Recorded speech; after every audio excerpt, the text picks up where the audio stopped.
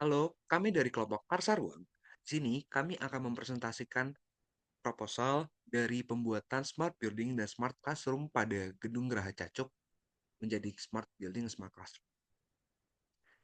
Karsa Ruang adalah Enela Dwi Lestari, Amun Nawangsari, Yasmina Arif Hanjani, Umar Khairul Rahman, dan terakhir saya sendiri, Nathan Davarkana, proyek transformasi.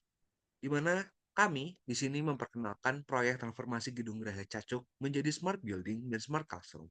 Proyek ini membawa misi modernisasi untuk membentuk generasi digital dengan fokus pada menciptakan lingkungan pendidikan yang modern, berkelanjutan, dan relevan pada kebutuhan zaman. Hari ini, saya akan memaparkan visi, ruang lingkup, dan proses manajemen yang mendukung proyek ini. Mari kita mulai dengan menjelajahi detail yang lebih lanjut. Bayangkan sebuah gedung yang tidak hanya menjadi tempat belajar, tapi juga menjadi pusat inovasi yang mencerminkan masa depan pendidikan. Dengan proyek transformasi ini, Gedung Geraha Cacuk atau KAU1 akan berubah menjadi yang pertama, pusat pendidikan modern yang mengintegrasikan teknologi cerdas seperti interactive board dan smart board yang menciptakan pengalaman belajar berbasis interaksi. Yang kedua, gedung berkelanjutan, di mana gedung ini adalah gedung yang hemat energi, ramah lingkungan, dan mencerminkan kepedulian terhadap masa depan.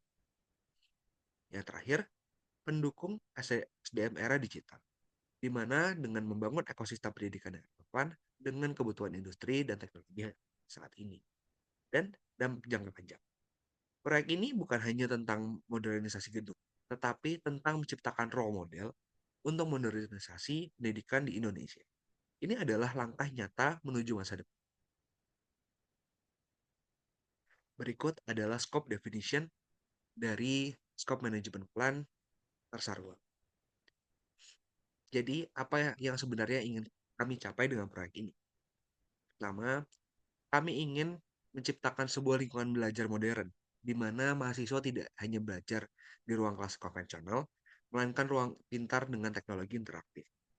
Kedua, kami ingin memperkenalkan manajemen gedung berbasis data, sebuah sistem yang memungkinkan kontrol real-time terhadap fasilitas dari pencahayaan, keamanan, hingga pemantauan. Dan apa artinya semua ini bagi Universitas? Yang pertama, bagi mahasiswa, dosen, dan staf akan menikmati lingkungan yang lebih efisien, aman, dan nyaman. Universitas Telkom akan semakin kompetitif di kancah nasional dan internasional, di mana dengan fasilitas ini, Universitas Telkom akan menjadi magnet bagi generasi baru pembelajar yang menginginkan teknologi dari bagian dari pengalaman pendidikan mereka.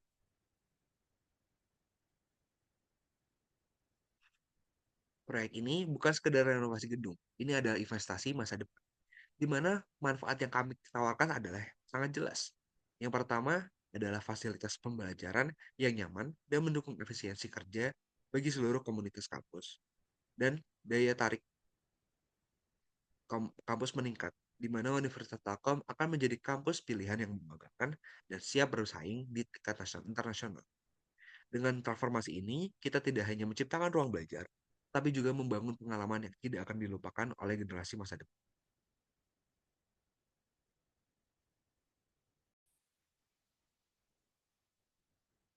Baik, selanjutnya terkait scope management approach dari project Smart Building dan juga Smart Class tim Karsa Ruang adalah sebagai berikut. Untuk kebutuhan teknis, di sini ada beberapa teknologi yang kami butuhkan untuk smart building dan juga smart class. Untuk smart building, di sini kami membutuhkan sensor cahaya atau LDR, light dependent resistor, dan juga stop kontak tahan cuaca. Kenapa kami membutuhkan sensor cahaya? Karena sensor cahaya di sini berfungsi untuk menghidupkan lampu itu secara otomatis ketika cahaya di sekitarnya itu minim, dan otomatis dia juga akan mematikan lampu tersebut ketika cahaya di sekitarnya cukup terang. Dan itu cukup membantu agar tidak ada orang yang bertanggung jawab secara terus-menerus untuk mematikan dan menyalakan lampu di ruangan dan juga di bangunan cacuk. Kemudian untuk stop kontak tahan cuaca ini digunakan karena mengingat bangunan dari gedung cacuk itu sendiri lebih banyak outdoornya sehingga penggunaan stop kontak ini diharapkan dapat mengurangi hal-hal yang tidak diinginkan, seperti adanya korsleting listrik maupun ada kerusakan stop kontak. Lalu untuk smart glass di sini kami membutuhkan smart door, smart glass window, interactive board, smart clock, podium, dan juga kamera. Smart door ini nantinya dapat diakses oleh orang yang memiliki kartu akses dan juga untuk mahasiswa dengan cara men-tapping KTM-nya. Lalu di sini interactive board seperti yang ada di TULT seperti itu. Lalu juga ada kamera di mana kamera ini nantinya berfungsi untuk dosen tersebut mengajarkan atau memberikan pengajaran kepada mahasiswa. Lalu untuk kebutuhan fungsional sendiri ada di smart building kami membutuhkan smart dispenser dan juga untuk smart class di sini kami membutuhkan student bag rack atau locker dan juga stop kontak lalu juga ada meja modular. Untuk smart class di sini ada kami membutuhkan meja modular di mana meja tersebut dapat difungsikan secara fleksibel untuk berbagai skenario pembelajaran sehingga bentuknya juga dapat berubah-ubah sesuai dengan kebutuhan. Lalu di sini ada kebutuhan lingkungan dan juga estetika. Untuk kebutuhan lingkungan dari smart building di sini kami membutuhkan smart trash di sini. Lalu ada kebutuhan estetika di sini kami membutuhkan rumput sintetis, lalu ada beanbag untuk kenyamanan mahasiswa ketika menunggu jam pelajaran ataupun di menunggu waktu atau menghabiskan waktu bersama teman-temannya. Lalu untuk smart class di sini kami membutuhkan WPC wall panel di mana di sini adalah penggunaan WPC itu digunakan karena dia tahan lama dan juga bentuknya adalah cukup estetik dan juga akustik. Untuk metode pengumpulan data sendiri, kami di sini melakukan ada 3 cara, yaitu observasi dilakukan di gedung A, Geraha Cacuk, untuk memahami kondisi fisik dan fasilitas dari gedung itu secara langsung. Kemudian untuk wawancara di sini melibatkan customer service untuk mendapatkan informasi kendala dan juga kebutuhan pengguna gedung tersebut. Lalu juga ada diskusi kelompok, di mana kami di sini membahas hasil observasi dan juga wawancara untuk memvalidasi dan memastikan semua kebutuhan dari gedung tersebut tercakup. Selanjutnya untuk roles dan responsibilities. Di sini ada beberapa role yang terlibat dalam proyek ini. Yang pertama di sini ada manajer proyek, di mana manajer proyek tersebut bertanggung jawab atas keseluruhan perencanaan, implementasi, dan penyelesaian dari proyek tersebut. Dia juga akan mengelola komunikasi antara tim dan juga stakeholder, serta manajer proyek ini akan memastikan proyek berjalan sesuai dengan anggaran dan waktu yang telah ditetapkan. Lalu ada role kedua yaitu pengawas lapangan atau pemimpin proyek, di mana tugasnya di sini adalah mengawasi kegiatan harian di lapangan, memastikan semua pekerjaan dilakukan sesuai rencana dan spesifikasi teknis. Lalu juga ada mandor, di mana mandor ini bertanggung jawab untuk mengelola dan memimpin tim tukang bangunan serta memastikan pekerjaan konstruksi berjalan sesuai dengan jadwalnya. Lalu di sini ada tim teknis seperti kelistrikan.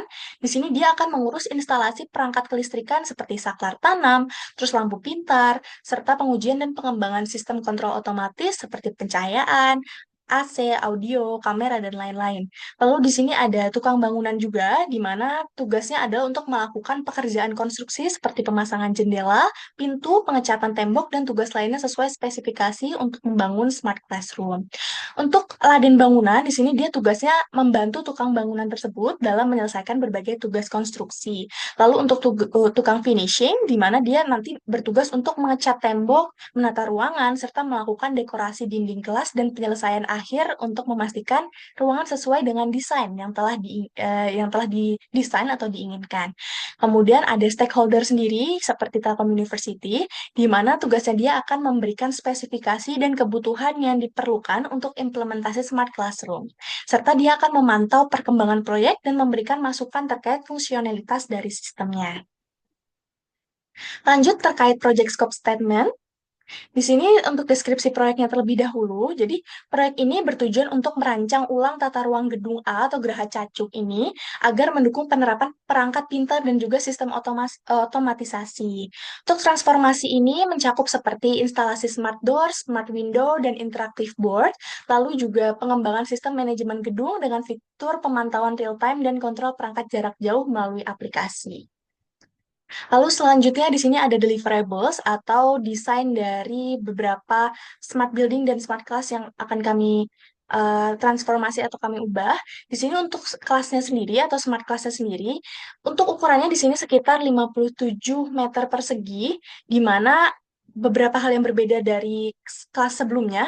Di sini dari meja dan kursinya, kami tidak lagi menggunakan meja dan kursi yang menyatu seperti yang ada saat ini. Di situ kami mendesainnya menjadi meja yang berbentuk modular seperti ini. Tadi yang sudah saya sebutkan, meja seperti ini akan sangat fleksibel ketika adanya kegiatan seperti tugas kelompok maupun keperluan pengajaran lainnya.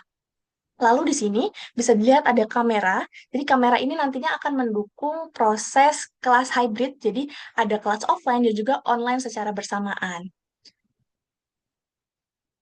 Lalu untuk ruang dosennya ini ukurannya sekitar 75 meter persegi dan tampilannya ini didesain senyaman mungkin agar dosen tersebut dapat menggunakan fasilitas-fasilitas dan menunggu waktu pengajaran berikutnya dengan nyaman. Di sini juga didesain ada bangku yang digunakan untuk ketika dosen tersebut menerima tamu maupun sebagainya.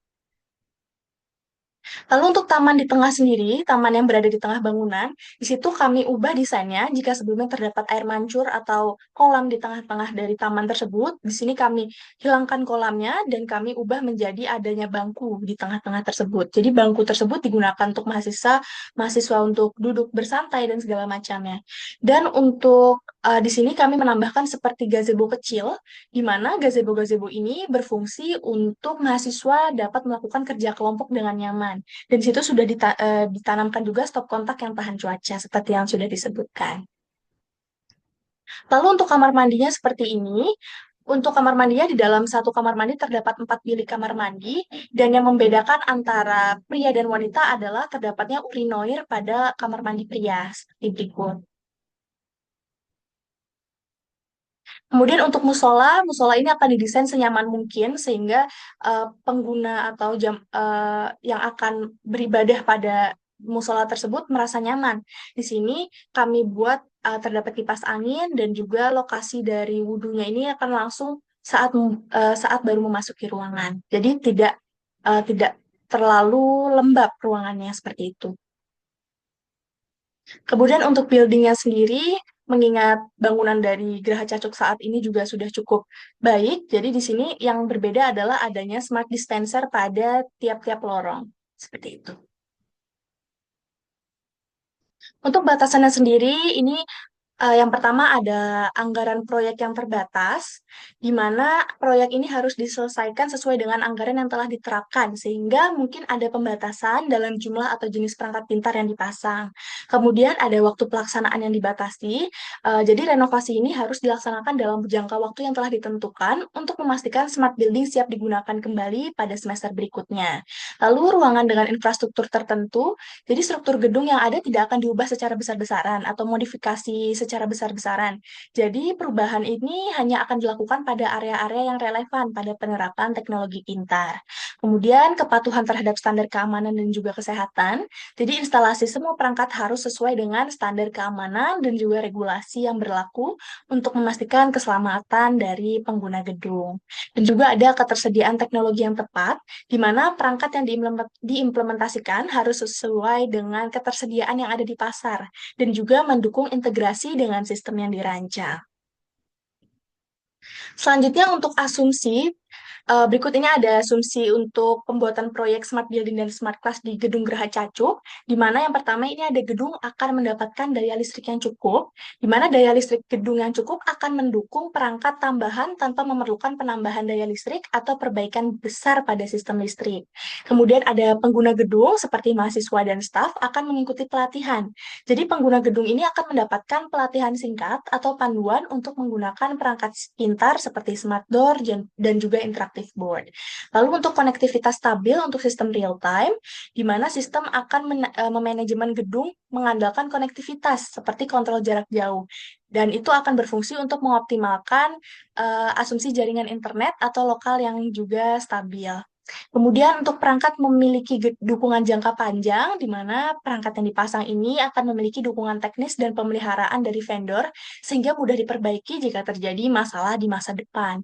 Dan yang terakhir di sini ada sistem akan mengakomodasi pertumbuhan di masa depan, di mana infrastruktur yang dipasang seperti jaringan dan juga daya listrik mampu mengakomodasi perangkat tambahan atau meningkatkan teknologi jika proyek berkembang di masa mendatang.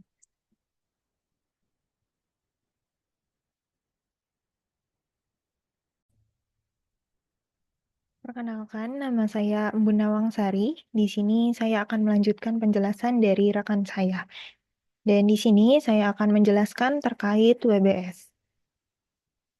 Jadi, WBS ini akan kami pecah menjadi beberapa komponen utama sebagai berikut. Di sini yang pertama ada perencanaan dan manajemen proyek. Di dalamnya, pada poin pertama yaitu mendefinisikan ruang lingkup dan tujuan proyek. Jadi, kami perlu menetapkan batasan dan tujuan proyek untuk memastikan bahwa semua pihak memahami hasil yang diharapkan. Kemudian yang kedua ada mengembangkan rencana proyek dan timeline, yaitu membuat rencana terperinci tentang langkah-langkah yang diperlukan dan waktu penyesuaiannya. Kemudian yang ketiga ada alokasi sumber daya dan penganggaran, yaitu menentukan sumber daya yang diperlukan dan mengatur anggaran untuk setiap tahapan proyek. Kemudian yang keempat, yaitu penilaian risiko dan mitigasi, yaitu mengidentifikasi risiko potensial dan merumuskan strategi untuk mengurangi dampaknya. Kemudian ada dokumentasi dan pelaporan proyek, yaitu menyusun catatan dan laporan berkala untuk melacak kemajuan proyek.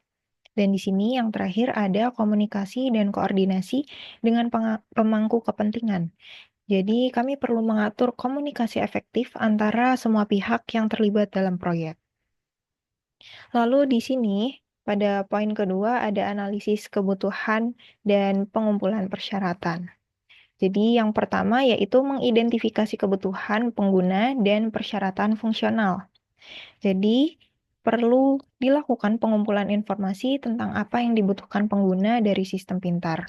Lalu di sini ada melakukan survei lokasi dan analisis gedung, yaitu proses menganalisis kondisi fisik dari gedung dan lingkungan sekitarnya untuk penyesuaian sistem. Kemudian di sini ada memfinalisasi persyaratan sistem untuk perangkat pintar. Jadi kami perlu melakukan penyusunan daftar spesifikasi dari teknis yang harus dipenuhi oleh perangkat yang akan dipasang. Lalu di sini ada menentukan spesifikasi teknis untuk sistem pintar. Jadi perlu dilakukan pendefinisian secara rinci terkait teknis dan fungsionalitas dari sistem yang akan digunakan. Kemudian di sini ada desain bangunan dan kelas pintar. Di sini ada proses mendesain ulang tata ruang untuk integrasi perangkat pintar. Jadi kami perlu membuat desain yang mendukung penempatan dan penggunaan perangkat pintar secara efektif. Lalu ada membuat gambar teknis dan skema, yaitu menghasilkan gambar dan skema teknik yang diperlukan untuk pelaksanaan proyek. Lalu ada meninjau desain dengan pemangku kepentingan dan memfinalisasi tata letak, yaitu mendapatkan umpan balik dari pemangku kepentingan dan melakukan penyesuaian yang diperlukan. Lalu di sini ada mengembangkan rencana integrasi sistem untuk perangkat pintar, yaitu proses merumuskan strategi untuk mengintegrasikan semua sistem pintar ke dalam satu kesatuan yang berfungsi. Kemudian, poin selanjutnya ada mempersiapkan infrastruktur. Nah, di sini ada menyiapkan infrastruktur listrik dan jaringan. Jadi, diperlukan proses pembangunan dan perbaikan infrastruktur yang akan digunakan untuk mendukung sistem pintar. Kemudian di sini ada menginstal kabel dan titik jaringan. Jadi, perlu dilakukan pemasangan kabel dan titik jaringan untuk konektivitas perangkat. Lalu ada melakukan uji beban listrik. Jadi, kami perlu menguji sistem listrik untuk memastikan kapasitas dan kehandalannya. Kemudian di sini ada memastikan kepatuhan terhadap standar keamanan. Jadi, diperlukan pemeriksaan bahwa semua instalasi sudah mematuhi regulasi dan standar keselamatan yang berlaku.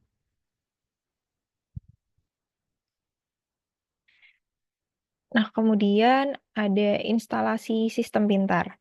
Nah, di sini kami perlu melakukan instalasi sistem pintu pintar, sistem jendela pintar, papan interaktif, sistem pencahayaan pintar, install AC yang terintegrasi di langit-langit, rak tas mahasiswa, dan dispenser pintar.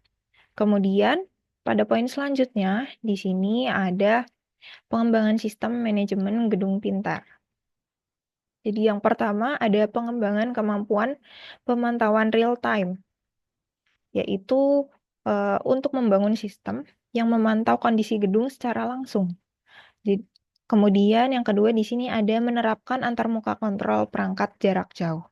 Jadi dilakukan pengembangan aplikasi untuk mengendalikan perangkat dari jarak jauh. Lalu di poin ketiga di sini ada uji sistem untuk fungsi dan konektivitas. Dan yang terakhir ada melakukan uji penerimaan pengguna dengan pemangku kepentingan. Nah, selanjutnya ada pelatihan pengguna dan dokumentasi sistem. Yang pertama di sini terdapat mengembangkan manual pengguna untuk semua sistem pintar. Lalu melakukan pelatihan staf tentang penggunaan dan pemeliharaan sistem, kemudian memberikan dukungan teknis untuk peluncuran awal, lalu yang terakhir ada menyiapkan panduan pemeliharaan dan dokumentasi. Kemudian di poin selanjutnya di sini ada pengujian, evaluasi, dan jaminan kualitas. Pada poin pertama di sini yaitu melakukan pengujian integrasi sistem. Jadi kita perlu menguji bagaimana semua sistem berfungsi bersama. Lalu ada melakukan uji fungsi bangunan secara keseluruhan. Jadi kita perlu memastikan bahwa bangunan berfungsi sesuai harapan setelah semua sistem diinstal. Lalu di sini mengumpulkan umpan balik dari pengguna dan pemangku kepentingan. Jadi perlu dilakukan identifikasi area untuk perbaikan berdasarkan umpan balik dari pengguna. Dan yang terakhir di sini ada melakukan penyesuaian berdasarkan hasil evaluasi. Jadi kita perlu melakukan penyesuaian sistem jika ditemukan masalah atau ketidakcocokan.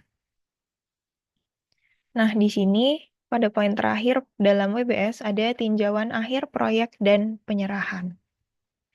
Di sini kita perlu melakukan walkthrough akhir dengan pemangku kepentingan. Jadi kita perlu mengadakan sesi pemeriksaan terakhir untuk memastikan semua aspek pada proyek telah diselesaikan. Lalu ada meninjau dan mengkonfirmasi deliverables proyek. Jadi di sini yaitu prosesnya memastikan bahwa semua deliverables proyek telah terpenuhi. Lalu ada menyiapkan dan menyerahkan laporan akhir proyek, yaitu membuat laporan akhir yang mendokumentasikan semua aspek proyek. Lalu di sini ada penyerahan proyek dan tanda tangan. Jadi pada tahap akhir kita akan menyelesaikan proyek dengan menyerahan resmi kepada pemangku kepentingan dan mendapatkan tanda tangan persetujuan. Selanjutnya di sini saya akan tunjukkan WBS yang telah kami buat.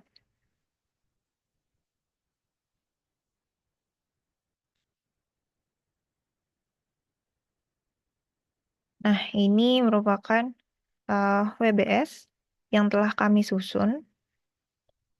Jadi pada tahap pertama di sini ada perencanaan dan manajemen proyek, dan berikut subbab-subbabnya. Ada mendefinisikan ruang lingkup dan tujuan proyek, mengembangkan rencana proyek dan timeline, alokasi, penilaian risiko, dokumentasi, komunikasi koordinasi. Lalu yang kedua ada analisis kebutuhan dan pengumpulan persyaratan. Dan di dalamnya ada subbab-subbab. Yang pertama mengidentifikasi kebutuhan pengguna, melakukan survei, finalisasi, menentukan spesifikasi. Kemudian yang ketiga ada desain bangunan dan kelas pintar. Dan di dalamnya ada mendesain ulang tata ruang, kemudian membuat gambar teknis, lalu meninjau desain, dan ada mengembangkan rencana integrasi. Kemudian pada poin keempat ada proses renovasi taman dan musola, yang di dalamnya ada renovasi taman dan area hijau, kemudian ada renovasi musola. Lalu pada poin kelima ada proses persiapan infrastruktur. Dan di dalamnya terdapat proses menyiapkan infrastruktur listrik dan jaringan, kemudian menginstal kabel dan listrik jaringan, melakukan uji beban listrik, dan memastikan kepatuhan terhadap standar keamanan. Kemudian pada poin ke-6 di sini terkait instalasi sistem pintar. Jadi yang pertama melakukan instalasi untuk sistem pintu pintar, kemudian sistem jendela pintar, lalu papan interaktif, sistem pencahayaan pintar. Dan yang ketujuh ada poin pengembangan sistem manajemen gedung pintar.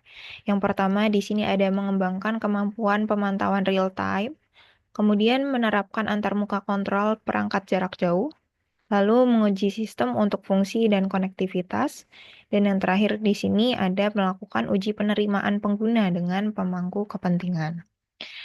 Kemudian pada poin ke-8 ada pelatihan pengguna dan dokumentasi sistem. Dan di dalamnya ada subbab untuk mengembangkan manual pengguna untuk semua sistem pintar, kemudian melakukan pelatihan staf tentang penggunaan dan pemeliharaan sistem, kemudian memberikan dukungan teknis untuk peluncuran awal, lalu ada menyiapkan panduan pemeliharaan dan dokumentasi. Kemudian pada poin ke-9, di sini ada pengujian, evaluasi, dan jaminan kualitas. Dan di dalamnya terdapat proses melakukan pengujian integrasi sistem, lalu melakukan uji fungsi bangunan secara keseluruhan, lalu ada mengumpulkan umpan balik dari pengguna dan pemangku kepentingan, kemudian ada proses melakukan penyesuaian berdasarkan hasil evaluasi. Dan pada poin ke-10, dilakukan tinjauan akhir proyek dan penyerahan. Yang pertama, di sini akan dilakukan walkthrough akhir dengan pemangku kepentingan, lalu meninjau dan mengkonfirmasi deliverables proyek, kemudian menyiapkan dan menyerahkan laporan akhir proyek, dan terakhir melakukan penyerahan proyek dan tanda tangan. Nah, kemudian saya akan membahas terkait scope verification.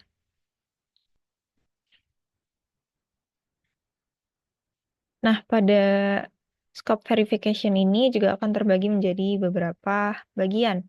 Yang pertama yaitu terkait persetujuan formal. Jadi di sini ada poin dokumentasi persetujuan. Persetujuan dari stakeholder. Nah, sebelum implementasi akhir, semua rencana, desain, dan spesifikasi teknis akan ditinjau dan disetujui oleh stakeholder utama, termasuk manajemen gedung, dosen, dan perwakilan mahasiswa. Persetujuan ini memastikan bahwa desain dan perangkat yang akan diimplementasikan sesuai dengan kebutuhan pengguna. Kemudian, poin yang kedua di sini ada proses penandatanganan pernyataan lingkup pekerjaan, yaitu pernyataan lingkup pekerjaan akan ditandatangani oleh tim proyek dan pihak pemilik gedung untuk menegaskan bahwa semua spesifikasi proyek telah dipahami dan disetujui. Nah, di sini selanjutnya ada proses pengujian sistem. Yang pertama di sini akan ada pengujian fungsionalitas perangkat. Jadi setiap perangkat pintar seperti smart door, smart window, interactive board, smart clock, dan smart dispenser akan diuji secara fungsionalitas untuk memastikan semuanya berjalan sesuai spesifikasi dan fungsi yang diharapkan. Kemudian yang kedua di sini ada pengujian integrasi sistem manajemen gedung. Jadi sistem manajemen gedung akan diuji dan dipastikan bahwa perangkat pintar dapat dipantau dan dikendalikan secara real time melalui aplikasi dan semua data yang diperlukan, seperti status perangkat dan kondisi ruangan.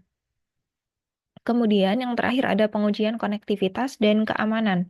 Jadi konektivitas jaringan dan sistem keamanan termasuk akses smart door melalui KTM dan fitur kontrol jarak jauh akan diuji untuk memastikan sistem aman dan dapat diakses tanpa hambatan.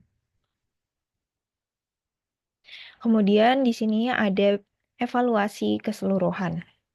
Nah, pada poin pertama di sini ada evaluasi dari kinerja sistem.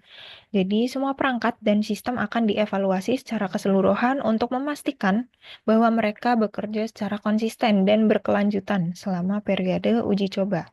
Dan ini akan melibatkan pengawasan kinerja perangkat dan interaksi antar perangkat dalam skenario penggunaan harian. Kemudian, poin kedua di sini ada feedback dari pengguna awal. Nah, sebagai bagian dari evaluasi, mahasiswa dan staf akan diminta memberikan feedback terhadap kinerja perangkat pintar dan kemudian penggunaan fitur-fitur baru. Feedback ini akan digunakan untuk menentukan apakah penyesuaian atau perbaikan yang perlu dilakukan sebelum peluncuran penuh. Dan terakhir di sini ada dokumentasi dan laporan final. Setelah semua pengujian dan evaluasinya selesai, laporan akhir akan disusun untuk merangkum hasil pengujian, perbaikan yang dilakukan, dan hasil evaluasi pengguna. Laporan ini akan menjadi bagian dari penutupan proyek dan arsip untuk referensi di masa depan. Sekian penjelasan dari saya, selanjutnya akan dilanjutkan oleh rekan saya.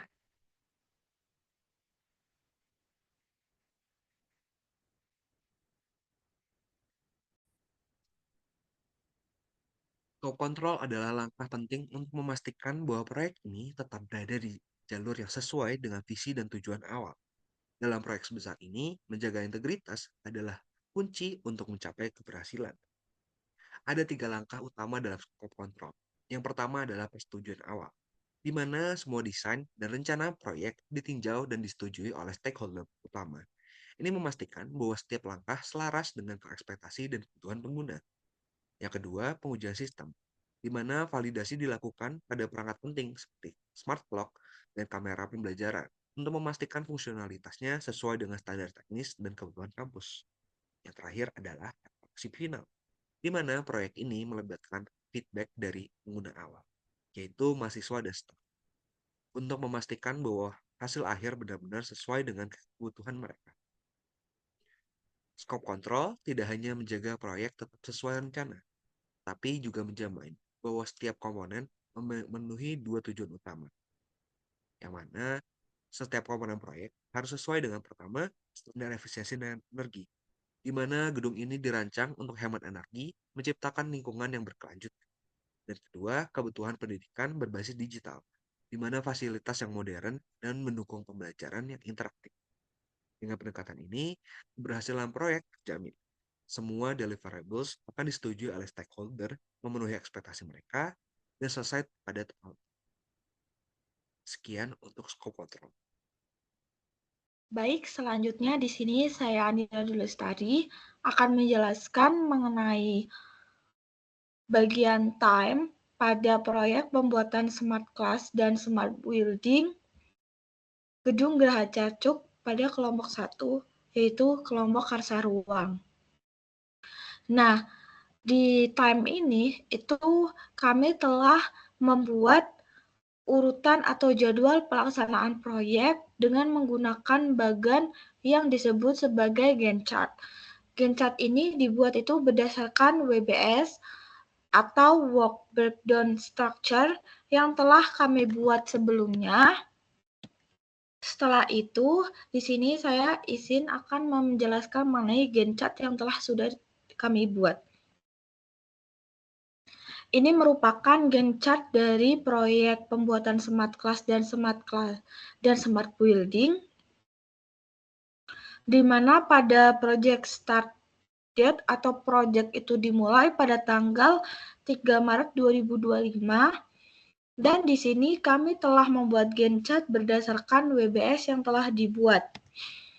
Di sini itu kami juga memberikan tanggung jawab dari setiap poin di WBS-nya. Contohnya saja di sini adalah perencanaan dan manajemen proyek pada poin pertama, yaitu menetapkan batasan proyek, itu dilakukan oleh project manager. Kemudian menentukan tujuan proyek oleh tim perencana, hingga WBS poin terakhir. Nah, setelah itu kami mengidentifikasikan masing-masing dari WBS ini tuh membutuhkan berapa lama untuk menyelesaikan masing-masing tanggung jawab di setiap poin-poin WBS. Dari tanggal dimulainya hingga tanggal berakhirnya dan jumlah berapa harinya. Di sini juga terdapat progres dari masing-masing WBS juga. Dan di sini kami telah mengidentifikasi dari week 1 hingga week 8, di mana pada WBS ini itu kami selingkan pekerjaan yang bisa dilakukan secara bersamaan itu dengan hari yang sama dan pekerjaan yang harus diselesaikan dahulu baru pekerjaan selanjutnya bisa dilakukan itu telah kami buat juga di pembuatan jadwal pelaksanaan proyek ini. Nah, bisa dilihat pada bagian akhir itu proyek akan berakhir pada week ke-8 yaitu pada tahun 2025. Kemudian tanggal 18 bulan September yang di sini itu bisa disimpulkan proyek ini akan berjalan selama 6 bulan 15 hari sesuai dengan pembuatan jadwal pelaksanaan proyek yang telah kami buat.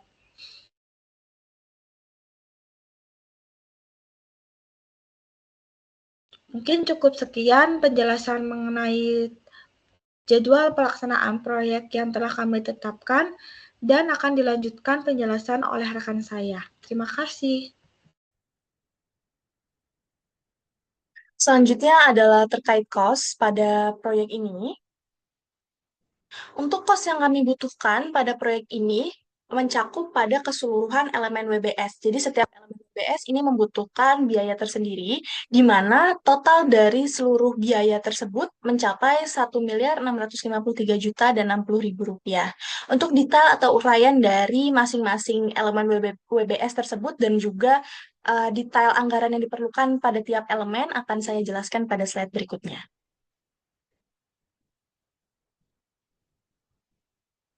Jadi yang pertama di sini ada elemen perencanaan dan manajemen proyek. Untuk elemen WBS yang pertama di sini dapat dilihat bahwa untuk biaya total yang paling besar ini dikeluarkan pada poin ke-1.6.2, di mana poinnya adalah untuk menjaga hubungan dengan pemangku kepentingan. Di sini kami membutuhkan sekitar Rp2.400.000. Lalu untuk hal-hal lain seperti misalnya mengembangkan rencana proyek dan timeline yang ada pada poin WBS 1.2, di sini kami membutuhkan totalnya sekitar 3,6 juta, di mana total keseluruhan dari elemen pertama WBS ini mencapai 18.440.000. Selanjutnya, untuk elemen WBS yang kedua terkait dengan analisis kebutuhan dan pengumpulan persyaratan, di sini yang paling besar terdapat pada elemen WBS ke-2.3 untuk memfinalisasi persyaratan sistem untuk perangkat pintar. Jadi, untuk menyusun daftar spesifikasi teknis sendiri yang dilakukan oleh tim perencana, kami membutuhkan setidaknya 5.400.000. Untuk keseluruhan dari biaya yang dibutuhkan pada elemen WBS kedua ini mencapai Rp13.760.000. Selanjutnya untuk elemen WBS ketiga yaitu desain bangunan dan kelas pintar. Di sini biaya terbesar dikeluarkan pada elemen WBS ke-3.2 yaitu membuat gambar teknis dan skema yang dilakukan oleh tim desainer dan juga tim teknis. Jadi untuk total secara keseluruhan ini hampir mencapai 5 juta. Kemudian untuk total secara keseluruhan pada elemen WBS ketiga ini mencakup Rp13.520.000. Lalu untuk elemen WBS keempat yaitu terkait renovasi taman dan musola, di sini yang paling besar anggarannya terlihat pada elemen WBS 4.1 yaitu renovasi taman dan penghijauan, dan yang paling besar di sini ada pada item pembelian rumput sintetis yang mencapai 10 juta rupiah. Lalu di sini juga ada pembelian smart trash sebanyak 24 buah yang mencapai 19.200.000 rupiah. Dan jika ditotal secara keseluruhan pada elemen WBS keempat ini, kami membutuhkan sekitar 44.540.000 rupiah.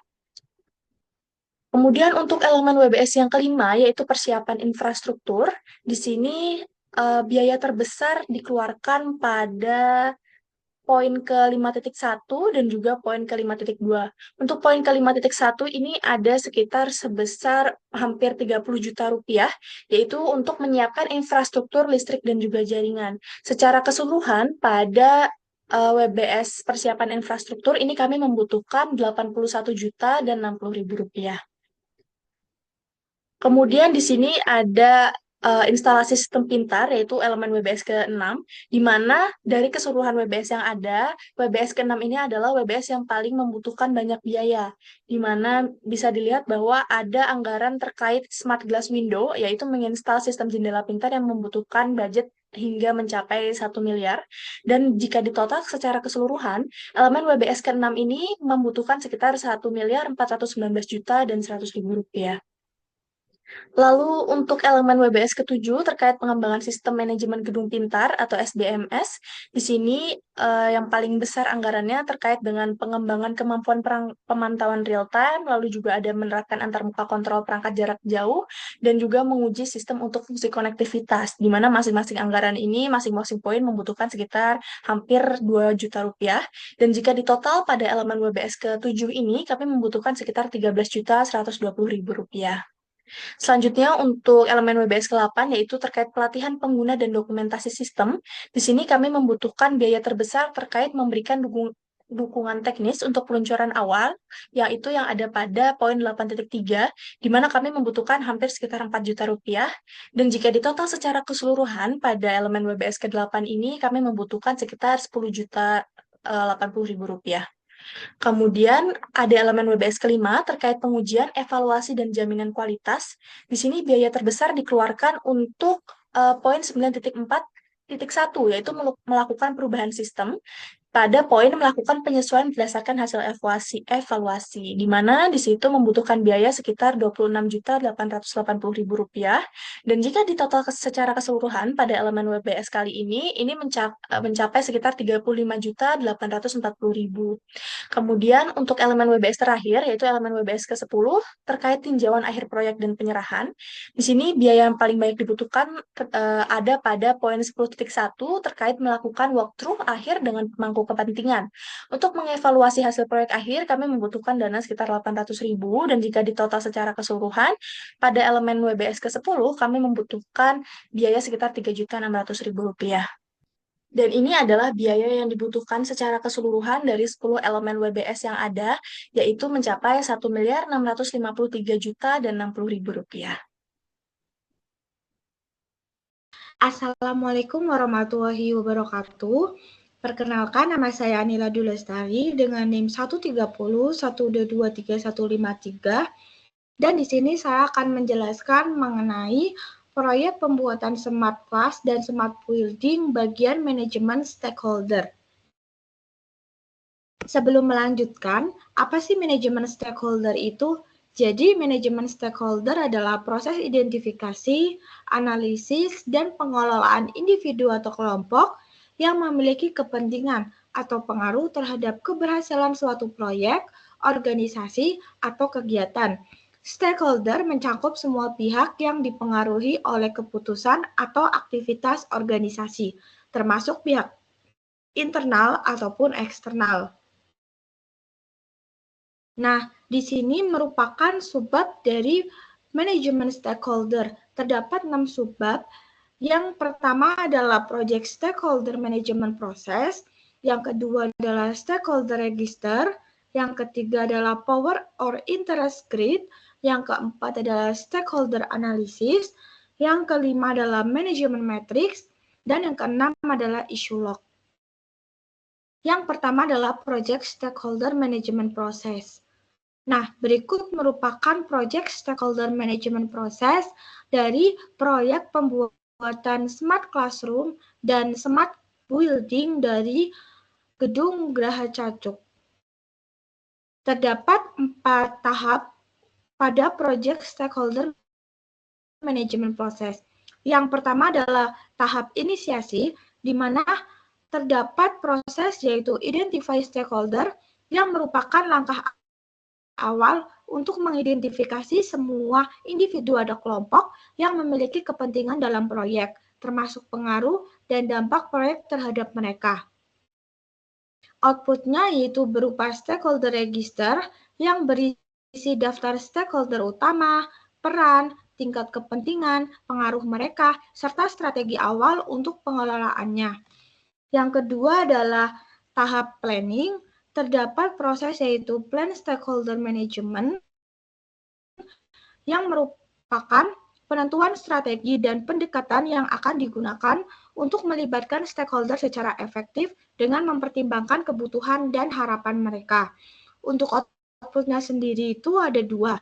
Yang pertama adalah stakeholder management plan yang berisi strategi komunikasi, metode pelibatan, dan cara pengelolaan potensi konflik.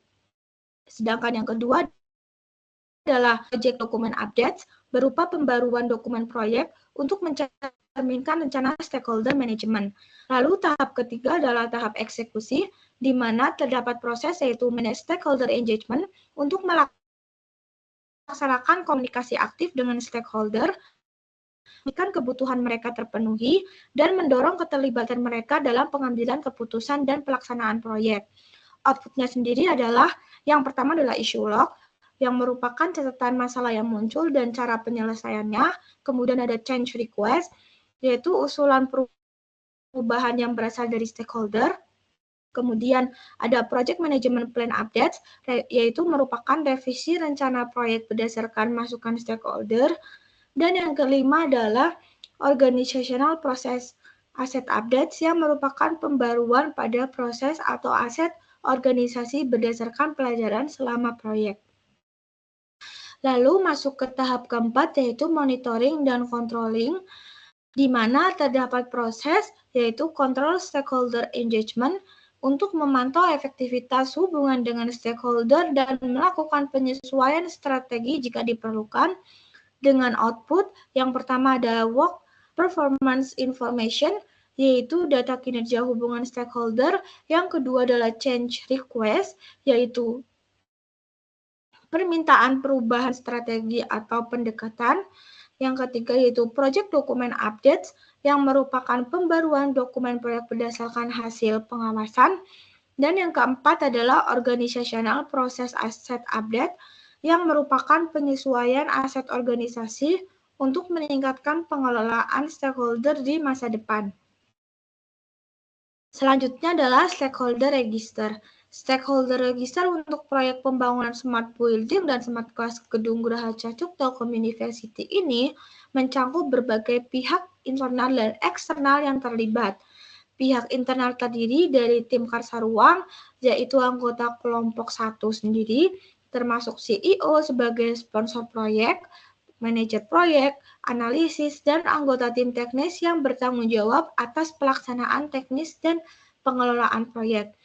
Pihak eksternal sendiri ini mencangkup manajemen Telkom University sebagai pengambil keputusan dan pemberi umpan balik, seperti mahasiswa dan staf universitas sebagai pengguna akhir, serta vendor perangkat pintar yang menyediakan dan menginstal teknologi. Stakeholder ini memiliki peran penting dalam memastikan proyek itu berjalan sesuai dengan tujuan awal, memenuhi standar kualitas, dan berhasil mencapai tujuan. Berikut merupakan stakeholder register dari proyek pembuatan classroom, smart classroom, dan smart building Gedung Geraha Cacuk. Di sini terdapat name-nya sendiri, yaitu pihak yang bersangkutan, kemudian ada position, yaitu jabatan dalam pihak eksternal maupun internal stakeholder pada proyek ini, kemudian ada kategori internal atau eksternal dalam hal stakeholdernya. Yang keempat adalah project role, yaitu jabatannya sebagai apa, atau kewajiban atau tanggung jawabnya di bagian mana, dan ada kontak information, yaitu kontak yang bisa dihubungin. Nah, di sini itu untuk pihak internalnya adalah tim dari Karsaruang sendiri. Sedangkan untuk eksternalnya itu seperti Telkom University bagian fasilitas divisi, kemudian Telkom University Student, Telkom University Staff seperti IT Support Division, kemudian ada vendor Smart Device, dan yang terakhir adalah Telkom University Management bagian Finance Division.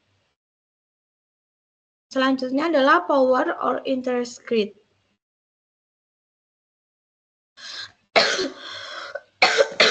Power or Interest Grid untuk proyek Smart Building dan Smart Classroom ini digunakan untuk memetakan stakeholder berdasarkan tingkat kekuasaan, yaitu power dan minat, yaitu interest. Nah, selain itu, stakeholder dengan kekuasaan tinggi dan minat tinggi seperti CEO, karsa ruang, dan manajer proyek harus dikelola secara dekat dengan strategi yang bernama manage closely. Bisa dilihat pada bagian ini. Kemudian selanjutnya adalah stakeholder dengan kekuasaan tinggi tetapi minatnya rendah, itu seperti divisi keuangan, perlu dijaga kepuasannya untuk strateginya adalah keep satisfied. Dan yang terakhir adalah stakeholder dengan kekuasaan rendah tetapi minatnya itu tinggi seperti mahasiswa dan staf serta vendor harus diberi informasi dengan strateginya adalah keep informed. Nah, berikut merupakan detail dari interest or power grid. Bisa dilihat di sini stakeholder-nya, kemudian power-nya itu dia termasuk high or low, interest-nya juga termasuk high or low, kemudian strateginya itu seperti ada manage closely, terus keep informed, dan yang ketiga adalah keep satisfied. Nah, kemudian tabel power or interest grid di slide berikut ini itu menunjukkan pemetaan stakeholder untuk proyek Smart Building dan Smart Class berdasarkan kekuasaan power dan minat atau interest. Nah, di sini bisa dilihat stakeholder dengan kekuasaan tinggi atau power dan minat tinggi seperti CEO dan manajer proyek termasuk kategori manage closely, yang artinya mereka tuh perlu dikelola secara intensif karena pengaruh mereka sangat besar terhadap suatu proyek. Selanjutnya, stakeholder dengan kekuasaan tinggi tetapi minatnya rendah seperti divisi keuangan, finance division, itu dalam kategori keep satisfied, yang berarti mereka tuh perlu dipastikan puas tanpa terlalu banyak pelibatan detail. Lalu stakeholder dengan kekuasaan rendah dan minat tinggi seperti mahasiswa, staf IT ataupun vendor berada dalam kategori keep informed, yang artinya mereka itu harus selalu diberi informasi tentang perkembangan proyek.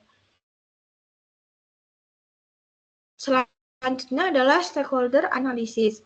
Stakeholder analysis sendiri ini adalah proses untuk mengidentifikasi, memahami, dan mengelola individu atau kelompok yang memiliki kepentingan atau pengaruh terhadap suatu proyek. Tujuannya untuk apa? Tujuannya adalah untuk memastikan keterlibatan stakeholder dilakukan secara strategis sehingga dapat mendukung keberhasilan proyek. Berikut merupakan stakeholder analisis dari proyek pembuatan Smart Building dan Smart Classroom dari Gedung Geraha Cacuk. Nah, bisa dilihat di sini itu terdapat nama stakeholder-nya, kemudian power or interest high low-nya tuh yang tadi ada di bagian power or interest grid, kemudian current engagement-nya tuh dia itu sebagai leading-nya atau sebagai supportive, dan ada potential management strateginya. Di sini sebagai contoh, Umar Khairul Rahman ini dia memiliki power interest-nya tuh high, dan current engagement-nya sebagai leading, karena dia merupakan CEO Karsa Ruang. Potential management strateginya apa? Perlu melibatkan Umar secara intensif dalam pengambilan keputusan strategis dan memberikan pembaruan rutin serta pertimbangan masukan strategisnya. Begitupun juga pada beberapa stakeholder eksternal. Contoh di sini itu adalah Telkom University manajemen bagian divisi fasilitas. Memiliki power or interest-nya itu high dengan parent engagement-nya itu adalah resisten. Di mana strategi analisisnya itu yaitu menangani resistensi dari divisi fasilitas dengan melibatkan mereka dalam diskusi, dengan menjelaskan manfaat proyek bagi operasional universitas. Begitu juga pada stakeholder internal maupun eksternal lainnya. Selanjutnya adalah manajemen matriks. Manajemen matriks ini adalah alat atau kerangka kerja yang digunakan dalam manajemen proyek untuk mengidentifikasi, memprioritaskan, dan memberikan panduan dalam mengelola aspek-aspek penting dari sebuah proyek. Alat ini itu akan membantu memastikan bahwa setiap elemen penting proyek seperti lingkup pekerjaan atau skop, waktu, biaya, dan standar teknologi dikelola secara efisien berdasarkan prioritas. Berdasarkan proyek pembuatan Smart Building dan Smart Classroom pada Gedung Geraha Cacu ini, kami telah memprioritaskan dua hal, yaitu scope dan time, di mana scope ini adalah lingkup proyek yang harus mencakup semua kebutuhan teknisnya. Nah, di sini kenapa time itu termasuk prioritas nomor 1 juga, ini akan menyesuaikan dengan jadwal pembelajaran offline mahasiswa juga. Karena kita karena dari kami sendiri harus menyesuaikan dengan jadwal akademik saat pembuatan smart classroom dan smart building-nya. Lalu di sini untuk prioritas kedua adalah cost, dan prioritas ketiga adalah teknologi or standar. Dengan expectation dan guidelines itu sebagai berikut telah kami identifikasi. Selanjutnya adalah issue log. Jadi issue log ini adalah dokumen yang digunakan dalam manajemen proyek untuk mencatat atau mengelola masalah isu-isu yang muncul selama pelaksanaan proyek.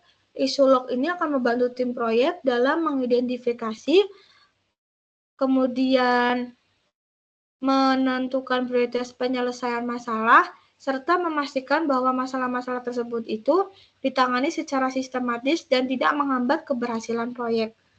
Berikut merupakan contoh issue log dari proyek pembuatan Smart Building dan Smart Classroom Gedung Geraha Cacuk. Bisa dilihat sebagai contoh di sini, itu ada issue log 1, di mana deskripsinya adalah kebutuhan kategori persyaratan wajib dan opsional belum jelas. Impact-nya apa? Tidak dapat melanjutkan implementasi sistem tanpa kejelasan persyaratannya yang ada. Di sini juga ada date report, yaitu tanggal reportnya, kemudian siapa yang report, kemudian akan diberikan kepada siapa untuk masalah ini. Prioritinya adalah high, medium, atau low, kemudian kapan tenggat masalah harus diselesaikan, statusnya di sini jika open itu belum terselesaikan, jika close itu masalah sudah terselesaikan. Untuk komen-komennya sendiri itu akan berisi komen dari masing-masing pihak yang bersangkutan pada setiap issue log ini. Sekian dari penjelasan manajemen stakeholder, akan dilanjutkan oleh rekan saya untuk penjelasan langkah selanjutnya. Terima kasih. Oke, di sini selanjutnya saya akan melanjutkan penjelasannya untuk bagian manajemen kualitas proyek. Sebelumnya perkenalkan, nama saya Umar Hairul Rahman. Nah, untuk manajemen kualitas proyek itu sendiri adalah proses memastikan proyek memenuhi kebutuhan dengan 3 langkah utama, yaitu quality planning, quality assurance, dan quality control. Nah, quality planning mencakup identifikasi standar, pelatihan, dan perencanaan proses untuk mencapai hasil sesuai spesifikasi.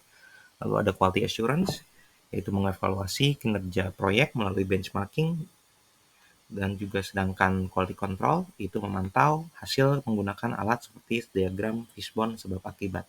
Pendekatan ini memastikan proyek sesuai spesifikasi, bermanfaat bagi pengguna, dan meminimalkan kegagalan serta biaya akibat ketidaksesuaian. Nah, pertama dulu ada proses dari manajemen kualitas proyek.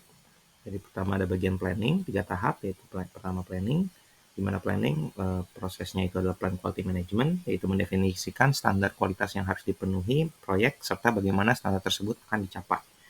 Di sini berarti ada outputnya, yaitu quality management plan, process improvement plan, quality metrics, quality checklist, dan project document updates. Lalu ada tahap selanjutnya, ada executing, di mana prosesnya adalah perform quality assurance, yaitu memastikan bahwa proses dan kegiatan proyek sudah sesuai dengan standar kualitas yang telah direncanakan. Outputnya sendiri ada change request, project management plan updates, project document updates, dan organizational process asset updates. Lalu tahap selanjutnya ada monitoring dan controlling, di mana prosesnya adalah perform quality control, di mana itu adalah memantau hasil pekerjaan proyek agar sesuai dengan standar kualitas yang telah ditentukan, serta memastikan kualitas produk akhir memenuhi ekspektasi.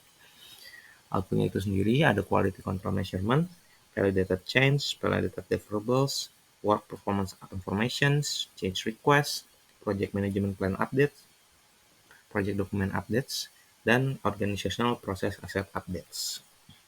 Ya, untuk penerapannya itu sendiri, pertama di sini ada design of experiments atau DOE, di mana design of experiments adalah sebuah pendekatan sistematis untuk merencanakan dan melaksanakan eksperimen serta menganalisis data yang dihasilkan dengan tujuan untuk mengevaluasi pengaruh variabel-variabel tertentu terhadap suatu hasil atau respons. Jadi tujuannya itu untuk mendapatkan informasi yang berguna mengenai hubungan antara variabel-variabel input atau yang disebut faktor dan outputnya, yaitu respons, serta untuk mengidentifikasi kondisi optimal. Nah, untuk pertama di sini adalah design of experiment untuk smart building. Pertama berarti ada faktor dan levelnya dulu, di mana di tabelnya ada faktor, level rendah, dan level tingginya. Faktor pertama ada jenis pencahayaan, di mana level rendahnya itu berarti menggunakan lampu LED biasa, level tingginya adalah menggunakan lampu dengan sensor cahaya LDR. Lalu faktor selanjutnya ada stop kontak, di mana stop kontak level rendahnya menggunakan stop kontak biasa, dan level tingginya menggunakan stop kontak dengan yang tahan cuaca. Lalu ada juga dispenser, di mana level rendahnya adalah dispenser biasa, dan level tingginya adalah smart dispenser. Lalu faktor selanjutnya ada juga tempat sampah, di mana level rendahnya itu menggunakan tempat sampah biasa, dan level tingginya menggunakan smart trash bin. Lalu faktor selanjutnya ada rumput sintetis, di mana level rendahnya itu berarti tidak menggunakan rumput, tanpa rumput, dan level tingginya adalah menggunakan rumput sintetis pada smart building. Begitu juga dengan bin bag, di mana di bin bag level rendahnya berarti tidak tanpa menggunakan bin bag, dan level tingginya berarti smart building ada bin bagnya. Lalu untuk responsnya sendiri, pertama ada konsumsi energi, yaitu berarti kilowatt per hour per bulan untuk elektronik. Lalu ada tingkat kenyamanan pengunjung dengan bentuk skala 1 sampai 10, dan efisiensi operasional dengan bentuk biaya bulanan. Desain eksperimen itu sendiri yang digunakan adalah faktorial penuh 2 pangkat K, di mana K adalah banyak faktor, di sini berarti ada 6 faktor. Maka total kombinasinya ada 2 pangkat 6, maka berarti sama dengan ada 64 eksperimen. Nah, analisis yang akan dilakukan dengan ANOVA untuk menentukan faktor signifikan dan interaksinya. Nah, selanjutnya ada design of experiment untuk smart class. Nah, di mana pertama ada faktor dan levelnya dulu. Faktor pertama ada pintu, level rendahnya pintu biasa, level tingginya smart door. Lalu ada faktor selanjutnya jendela, di mana level rendahnya adalah jendela biasa, dan level tingginya ada smart glass window. Lalu ada faktor selanjutnya ada papan tulis, di mana level rendahnya adalah papan tulis biasa, dan level tingginya adalah interactive board. Lalu ada faktor jam, di mana level rendahnya berarti menggunakan jam biasa, dan level tingginya menggunakan smart clock. Lalu juga ada podium, di mana level rendahnya berarti tidak menggunakan podium, dan di level tingginya itu ada podiumnya. Nah, terus juga ada kamera rekaman, di mana level rendahnya berarti tidak punya kamera untuk merekam, atau level tingginya berarti ada kamera untuk melakukan rekaman aktivitas di kelas. Lalu juga ada meja, dan level rendahnya adalah meja biasa, dan level tingginya adalah meja modular yang bisa disesuaikan dengan kebutuhan pembelajaran. Lalu yang faktor terakhir ada wall panel, di mana level rendahnya itu tidak ada wall panel WPC, level tingginya itu ada wall panel WPC. Nah, lalu juga ada responsnya sendiri, di mana produktivitas pembelajaran siswa, yaitu berarti nilai tes siswa. Lalu juga ada tingkat kenyamanan siswa dari skala 1 sampai 10, dan juga keterlibatan siswa yang bisa dihitung dengan jumlah interaksi per sesi. Nah, terus ada desain eksperimennya sendiri, maka desain yang digunakan adalah faktorial parsial atau Takeuchi L8, di mana total eksperimennya ada 8 kombinasi. Nah, analisisnya itu akan menggunakan grafik interaksi dan signal to noise ratio atau SNR. Oke, selanjutnya adalah benchmarking, di mana benchmarking adalah proses membandingkan suatu sistem atau metode dengan standar atau praktik terbaik yang ada untuk mengevaluasi kinerja dan menemukan peluang perbaikan. Di sini ada benchmarking untuk smart building dulu. Jadi kita di parameter kinerja yang dibandingkan adalah konsumsi energi dengan standar konsumsi energi bangunan konvensional, dan benchmarknya adalah bangunan hijau bersertifikasi seperti LEED Certified Buildings. Lalu ada kenyamanan bangunan dengan standar bangunan dengan sistem manual, dan benchmark bangunan pintar modern seperti gedung perkantoran pintar atau smart offices. Lalu juga ada efisiensi operasional, di mana standarnya adalah biaya bulanan operasional gedung konvensional, dan benchmarknya gedung dengan sistem otomatisasi terintegrasi pengelolaan energi dan sumber daya. Nah, terus yang faktor yang dibangkitkan ada jenis pencahayaan, di mana pencahayaan berbasis sensor yang menggunakan teknologi daylight harvesting. Lalu ada stop kontak, berarti benchmarknya adalah stop kontak dengan fitur ketahanan cuaca dan pengaturan waktu otomatis. Lalu juga ada dispenser, yang dispenser di benchmark adalah dispenser pintar yang hemat energi dan terintegrasi dengan aplikasi IoT. Lalu juga ada tempat sampah, di mana benchmarknya adalah tempat sampah pintar yang dilengkapi sensor penuh dan teknologi segregasi otomatis. Antara juga ada rumput sintetis dan beanbag dengan benchmark ruang publik dengan desain ramah lingkungan dan elemen kenyamanan seperti ruang kolaborasi modern.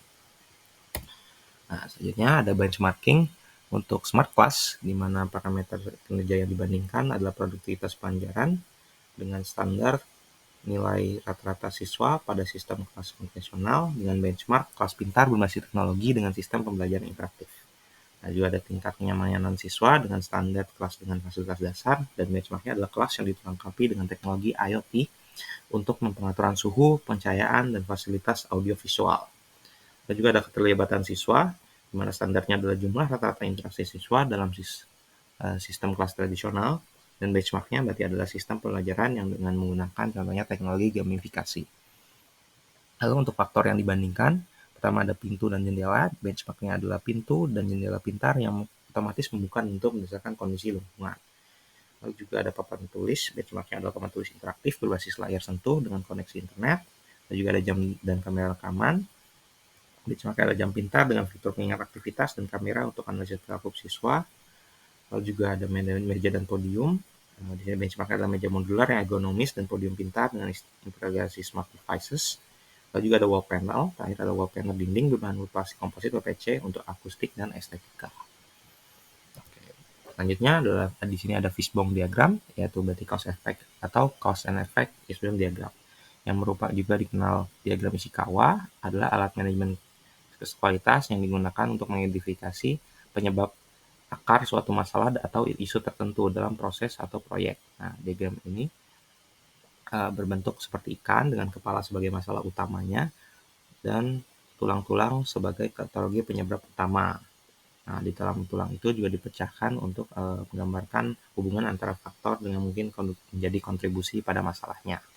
Nah, untuk penjelasannya di sini, berarti di sini saya mengambil salah satu permasalahan yang mungkin terjadi, yaitu berarti masalah utamanya adalah konsumsi energi yang tinggi. Pertama dari bagian manusianya dulu, di manusianya kemungkinan adalah ketidaktahuan atau kurangnya pelatihan dalam menggunakan sistem pintar yang dapat menyebabkan pengoperasian yang kurang optimal.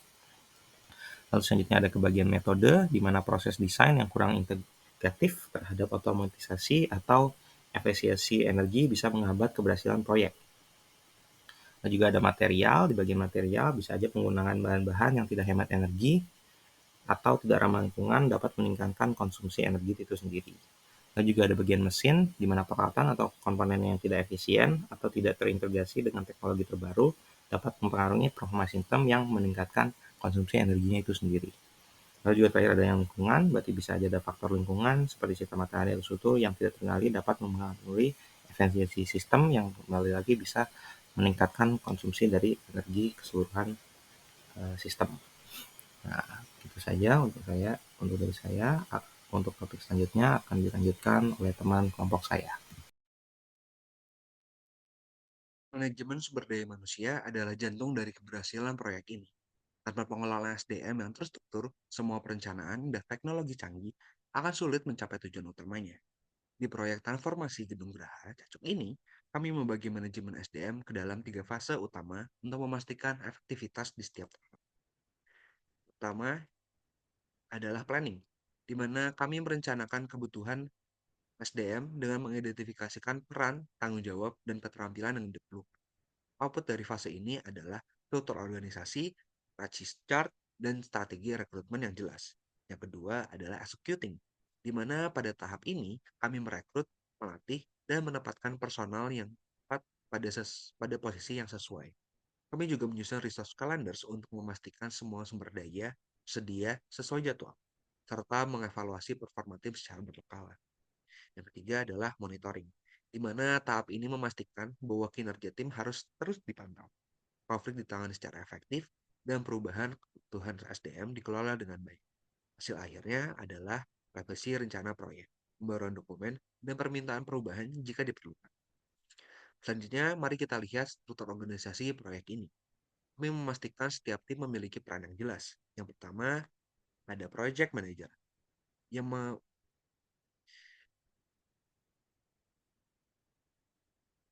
mengawasi keseluruhan proyek, tim perencana yang bertanggung jawab pada desain dan strategi teknis, tim keuangan yang memastikan anggaran dikelola dengan efisien.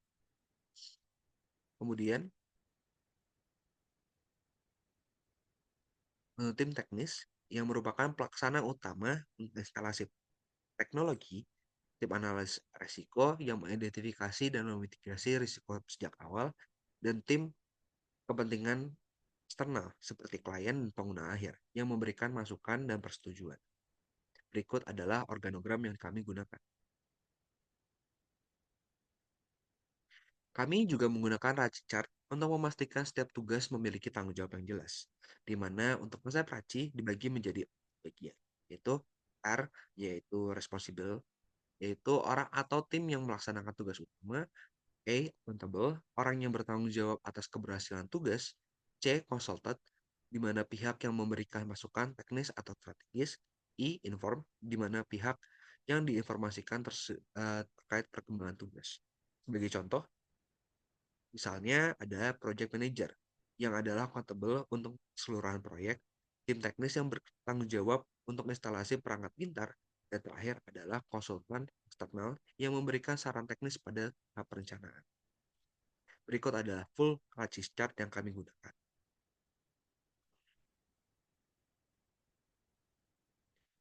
Akhirnya, kami menggunakan resource histogram untuk memastikan sumber daya dialokasikan secara optimal, di mana tujuannya adalah untuk mengidentifikasi kebutuhan sumber daya dan menghindari pemborosan.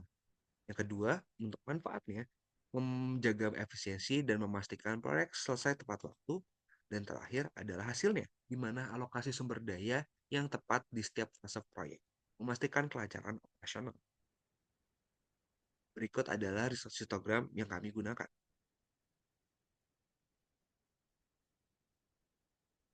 Sekian untuk manajemen sumber daya manusia. Oke, di sini saya akan menjelaskan selanjutnya untuk manajemen komunikasi proyek. Apa itu manajemen komunikasi proyek? Manajemen komunikasi merupakan aspek penting dalam keberhasilan proyek transformasi Gedung A menjadi smart building dan smart class. Proyek ini melibatkan banyak pemangku kepentingan dengan berbagai tingkat kepentingan dan kebutuhan informasi seperti sponsor proyek, tim teknis, manajemen universitas, dan vendor. Nah, komunikasi yang tidak efektif dapat menghambat proses proyek yang menimbulkan kesalahpahaman dan memperpanjang waktu penyelesaian. Maka dari tujuan dari manajemen komunikasi itu adalah menyediakan alur komunikasi yang jelas, efektif, dan efisien, memastikan distribusi informasi yang tepat waktu kepada semua pemangku kepentingan, lalu mendukung pengambilan keputusan yang cepat dan berbasis data, dan ada menghindari kendala komunikasi melalui perencanaan eskalasi dan umpan balik yang terstruktur. Nah, untuk bentuk-bentuk manajemennya sendiri, pertama ada rencananya dulu untuk manajemen komunikasi, di mana komponen utamanya di sini ada tabel pemangku kepentingan dan kebutuhan informasi dan tabel frekuensi komunikasi. Di mana yang pertama untuk pemangku kepentingan dan kebutuhan informasi, di sini ada nama, jabatan, kebutuhan informasi, frekuensi, dan metodenya. Jadi yang pertama, misalkan ada CEO Karsa Ruang, yaitu Umar Rahman. Kebutuhan informasinya adalah laporan kemajuan proyek, di mana dia meminta informasi itu dibutuhkan untuk secara bulanan. Dan metode untuk memberikan informasinya bisa melalui email atau mengadakan rapat. Lalu ada Anila Dwi Lestari, di sini saat menjadi manajer proyek, dia membutuhkan status harian tim dan kendala, di mana frekuensinya berarti otomatis adalah secara harian. Dan metode untuk memberikan informasinya bisa melalui grup chat atau melalui Trello. Nah, lalu juga Anila juga bisa ada jabatan sebagai manajer fasilitas, di mana dia membutuhkan progres inovasi dan persetujuan desain, di mana frekuensi dia mendapatkannya adalah selama mingguan, di mana metodenya itu adalah melalui email atau rapat secara langsung. Nah, lalu ada juga vendor smart device, di mana dia di sini sebagai pemasok teknologi, dia membutuhkan jadwal pengiriman dan instalasi perangkat, di mana frekuensi pemberian informasi itu secara mingguan dengan metode email atau panggilan. Lalu ada yang selanjutnya ada tabel frekuensi komunikasi. Di sini juga ada isinya metode, jenis informasi, target audience, dan frekuensi. Yang pertama ada metodenya. Jika email, jenis informasi yang diberikan yaitu berupa laporan kemajuan. Nah, itu target audience yang untuk diberikan lewat metode itu adalah sponsor dan manajemen universitas. Dan informasi itu bisa diberikan secara bulanan. Lalu ada video conference yang biasa berisi diskusi strategis dengan target audiens sponsor dan tim teknis yang frekuensinya bisa dilakukan secara mingguan. Lalu juga ada dashboard di dalam Trello, itu berisi status harian dan tugas yang target audiensnya adalah tim internal dengan frekuensi harian. Lalu terakhir ada juga rapat tatap muka, di mana ini jenis informasinya adalah evaluasi dan keputusan besar, dan target audiensnya adalah semua pemangku kepentingan dengan frekuensi juga bulanan. Nah, selanjutnya adalah ada produk eskalasi. Ini hal-hal ini adalah runtutan peristiwa yang jalur laporan komunikasi yang dilakukan jika terjadi kendala dalam komunikasi atau pelaksanaan proyek. Jadi yang urutan pertama, berarti tim teknis akan melaporkan kepada manajer proyek, lalu manajer proyek akan meneruskan laporannya kepada sponsor jika kendala memerlukan kebutuhan strategis, dan terakhir sponsor akan memutuskan langkah lebih lanjut atau memberikan panduan solusi. Nah, lalu juga di rencana manajemen komunikasi ada namanya glossarium. Nah, glossarium ini adalah untuk menjelaskan kata-kata yang mungkin agak sesuai konteks dengan proyek, maka harus dijelaskan agar tidak adanya kesalahan informasi antar pemangku kepentingan. Jadi di sini ada beberapa list contoh-contohnya seperti smart building. Di sini adalah bangunan yang dilengkapi teknologi otomatisasi untuk efisiensi energi, keamanan dan kenyamanan, atau misalkan ada stakeholder yaitu individu atau kelompok yang memiliki kepentingan dalam proyek seperti sponsor, tim proyek, pengguna akhir, dan vendor. Dan juga mungkin seperti ada notul lain rapat, yaitu catatan resmi yang mendokumentasikan hasil diskusi dan keputusan dari rapat proyek. Jadi ini akan untuk agar tidak itu mengurangi adanya kesalahan komunikasi. Dan juga ada banyak lagi kata-kata yang ada dijelaskan. Ini hanya untuk beberapa contoh. Oke, lalu langsung ke tahap selanjutnya adalah pelaksanaan komunikasinya. Pertama ada distribusi informasi, yaitu berupa laporan status yang itu dikirimkan melalui email kepada sponsor dan manajemen universitas setiap bulannya. Lalu juga ada laporan kemajuan mingguan, yaitu berarti laporan yang dibagikan melalui Google Drive dan Trello untuk tim internal. Nah, lalu untuk distribusi komunikasi teknisnya, itu bisa dilakukan melalui rapat rutin atau panggilan langsung dengan vendor. Lalu untuk penyimpanan dokumentasinya sendiri, itu semua dokumen penting seperti laporan status, notulen rapat, dan laporan kemajuan itu disimpan dalam Google Drive dengan akses terbatas kepada tim proyek dan pemangku kepentingan terkait. Lalu juga ada feedback dan koordinasi, di mana dilakukan melalui survei dan sesi diskusi selama rapat mingguan, dan juga feedback pengguna akhir dicatat untuk evaluasi keberhasilan komunikasi. Oke, lalu sekarang ada pengendalian komunikasi. Jadi pertama itu ada pemantauan dan evaluasinya. Di sini pertama ada menggunakan indikator kinerja utama atau KPI, Key Performance Index, di mana ada berisi presentasi laporan yang dikirim tepat waktu, ada juga jumlah isu komunikasi yang diselesaikan dalam waktu yang ditentukan, dan ada indikatornya adalah partisipasi dalam rapat mingguan dan bulanan. Nah, untuk metode pemantauannya sendiri itu bisa menggunakan Trello untuk memantau status tugas dan evaluasi mingguan melalui rapat untuk membahas kendala dan penyelesaiannya. Lalu ada penyesuaian strategi. Jika terdapat kendala atau efektivitas komunikasi, maka penyesuaiannya itu pertama bisa kita menambahkan metode komunikasi baru, contohnya ada chatbot untuk pembaruan cepat, atau revisi frekuensi komunikasi sesuai kebutuhan proyeknya, atau juga bisa mengadakan pelatihan bagi tim untuk meningkatkan efektivitas komunikasi digital. Nah, berikut berarti adalah hasil dan dokumentasi dari penerapan manajemen komunikasi yang dilakukan. Jadi pertama ada laporan progres mingguan. Di sini berarti bisa terlihat ada laporan untuk setiap minggunya. Di sini juga ada berarti proyeknya apa, periodenya apa, progres apa yang diselesaikan, dan juga ada progres untuk keseluruhan komponen yang ada dalam proyek.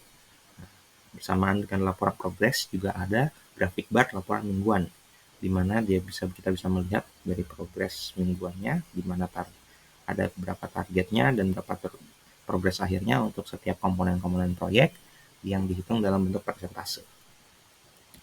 Oke, lalu juga ada untuk mutual rapat. Jadi tadi seperti itu ada catatan yang setelah melakukan rapat untuk semua tim agar jika ada yang kelupaan atau yang tidak terlewat bisa direview ulang. Maka bisa dilihat di sini ada tanggalnya, waktu rapatnya, lokasi waktu rapatnya, lalu ada pesertanya siapa saja, lalu ada agendanya apa, dan hasil diskusinya juga seperti apa.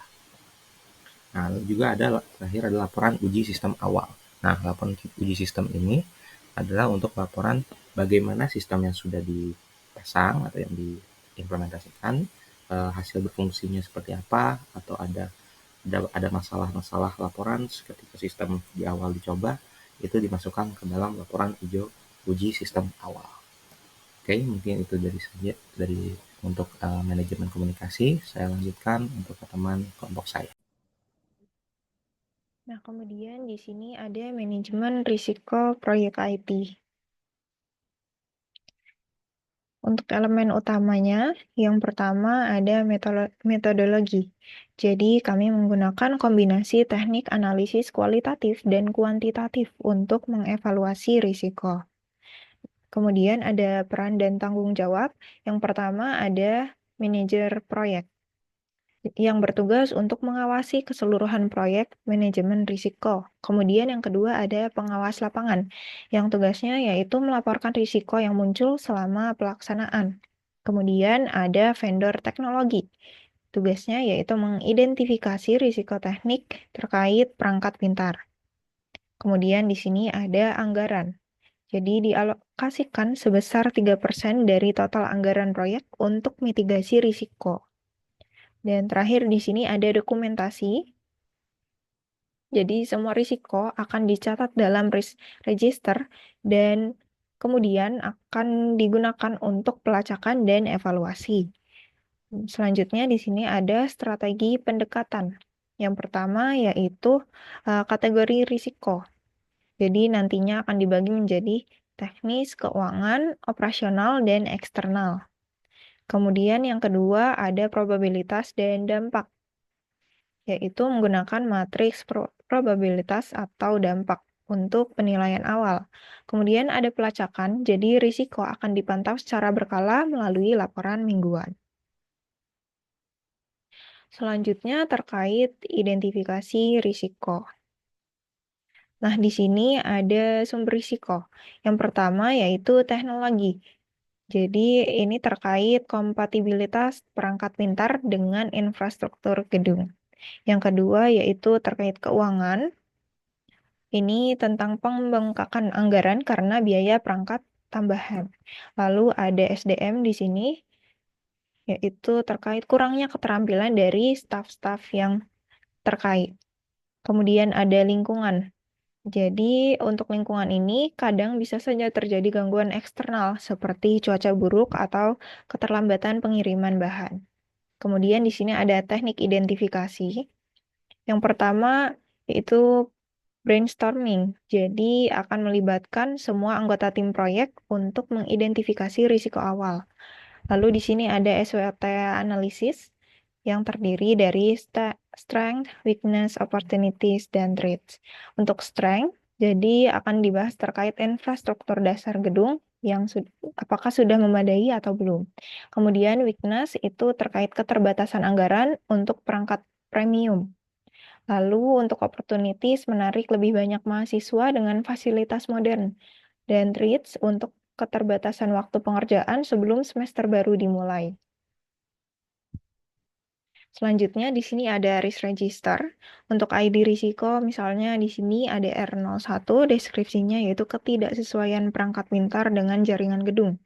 Untuk probabilitasnya di sini tinggi, dampaknya tinggi, strateginya, mitigasinya yaitu uji kompatibilitas awal, dan pemilik risikonya yaitu tim IT.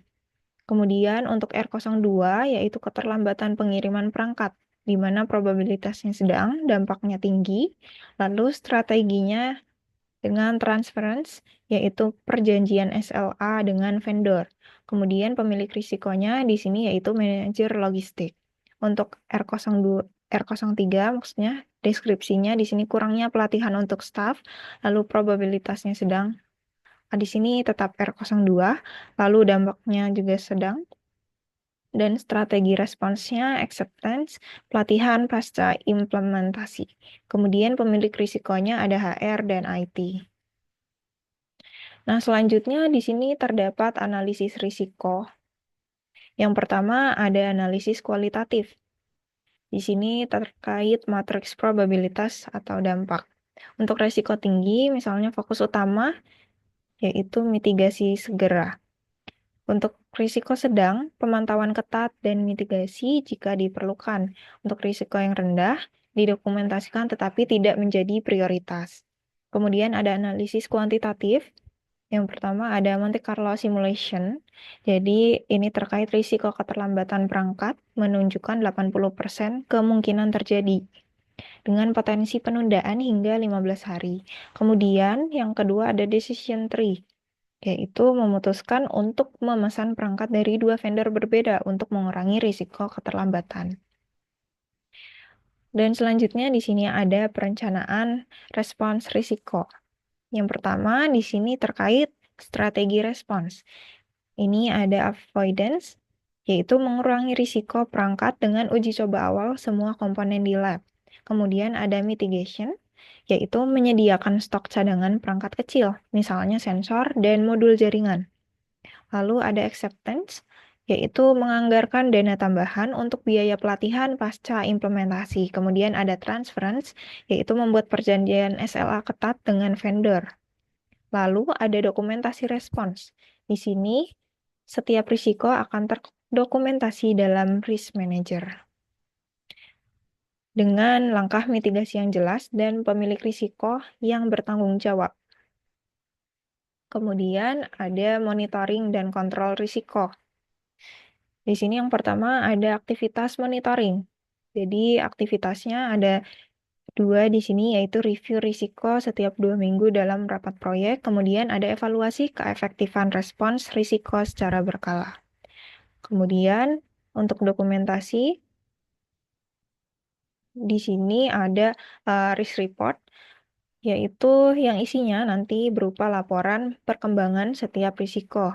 Kemudian ada lesson learned, yaitu catatan untuk meningkatkan manajemen risiko proyek berikutnya.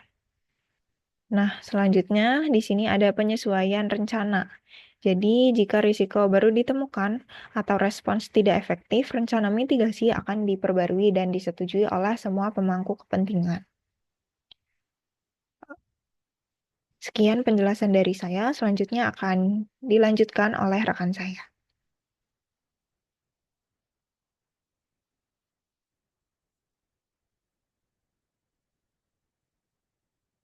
Baik, selanjutnya di sini saya Nila Dwi akan menjelaskan kembali mengenai manajemen pengadaan proyek pada proyek pembuatan Smart Class dan Smart Building Gedung Geraha Cacu kelompok 1.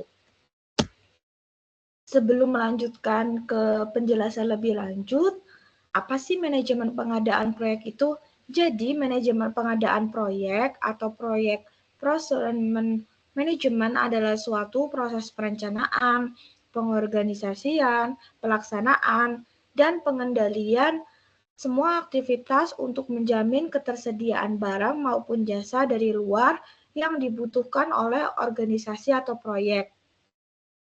Proses ini tuh melibatkan identifikasi kebutuhan, pemilihan pemasok, negosiasi kontrak, hingga pengawasan kinerja dari pemasok untuk memastikan kuantitas, kualitas, dan kesesuaian waktu pengiriman. Manajemen pengadaan yang efektif memastikan bahwa organisasi memperoleh produk atau jasa yang tepat dengan kualitas yang baik, waktu yang tepat, dan biaya yang lebih efisien, sembari meminimalkan resiko. Tujuan adanya manajemen pengadaan adalah untuk mengoptimalkan nilai dan memastikan bahwa barang maupun jasa yang dibutuhkan oleh organisasi tersedia dalam jumlah yang cukup, kualitas yang baik, waktu yang tepat, dan biaya yang efisien. Di sini saya akan menjelaskan mengenai subbab dari manajemen pengadaan proyek. Pada bab pertama adalah perencanaan dan pembelian akuisisi, dengan subbabnya yaitu identifikasi kebutuhan pengadaan dan make or buy decision. Kemudian bab 2-nya adalah perencanaan kontrak, dengan subbabnya adalah penentuan jenis kontrak dan penyesuaian dokumen RFP or RFQ. Kemudian pada bab ketiga yaitu permintaan respon penjual, dengan subbabnya adalah penentuan kriteria evaluasi penjual. Bab keempat adalah memilih penjual, dengan subbabnya adalah evaluasi proposal penjual dan pemilihan penjual dan negosiasi kontrak. Lalu untuk bab 5-nya adalah mengatur kontrak, dengan subbab yaitu penyusunan dan finalisasi kontrak serta pemantauan kinerja kontrak. Dan yang terakhir bab 6 adalah menutup kontrak, dengan subbab adalah verifikasi pemenuhan kewajiban dan laporan serta dokumentasi penutupan kontrak. Yang pertama adalah perencanaan kebutuhan pembelian dan akuisisi, di mana di sini adalah ada subbab pertama yaitu identifikasi kebutuhan pengadaan. Pada awal proyek ini dimulai, telah diidentifikasikan beberapa kebutuhan teknis, kemudian kebutuhan fungsional dan estetika untuk proyek ini. Untuk rincian kebutuhan teknis sendiri, itu berdasarkan item dari smart device yang kami pilih, seperti ada sensor cahaya, stop kontak, kamera, smart door, smart glass window, interactive board, podium, dan smart clock. Kemudian untuk deskripsinya sendiri itu adalah fungsi-fungsi dari item, masing-masing item. Kemudian spesifikasinya itu adalah spesifikasi dari masing-masing item. Di sini sebagai contoh kita ambil stop kontak tahan cuaca dengan spesifikasinya itu adalah IP65 atau lebih.